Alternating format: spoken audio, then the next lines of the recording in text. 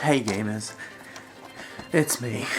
Remember The Wizard? Directed by Todd Holland for a release in 1989, Jimmy Woods suffers from PTSD after his twin sister, Jennifer, drowned 2 years earlier. Jimmy's family splits up, so he moves in with Mr. Bateman. No, not Patrick Bateman, that would be a different movie. He has two older half-brothers, Nick and Casey. Jimmy almost gets sent to an institution before his brother Casey breaks him out of his house. Then they go to LA, and then the parents try to find them, I guess. And they do that by going to a bounty hunter. What the hell is this movie, man? So then Jimmy and Casey go to Universal Studios Hollywood and find out that Jimmy is really good at video games. He plays Rad Racer with the Power Glove.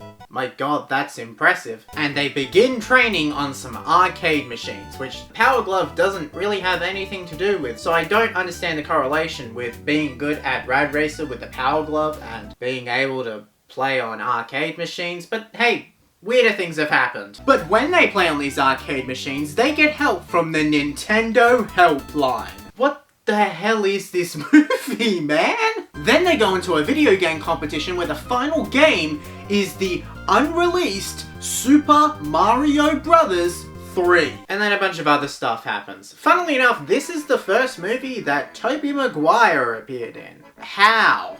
Now, why did Super Mario Bros. 3 show up in this random movie? A chip shortage. Duh. To cut a long story short, in 1988 there was a ROM chip shortage, as well as a shortage of Super Mario Bros. 2 existing in the US, as the Japanese version of Super Mario Bros. 2 was too hard for Americans. So they found a different game from Nintendo's archives called Doki Doki Panic, which came from a collaboration with Fuji Television as a part of an ongoing relationship that started with the release of All Night Nippon Super Mario Bros. And ended with Doki Doki Panic, released for the Famicom Disk System. And then they turned that game into the American version of Super Mario Bros. 2, starring Mario, Luigi, Toad, and Princess Peach. Or as she was known in the US at the time, Princess Toadstool. But that led to there being a delay of Super Mario Bros. 3 because America didn't have Super Mario Bros. 2 yet.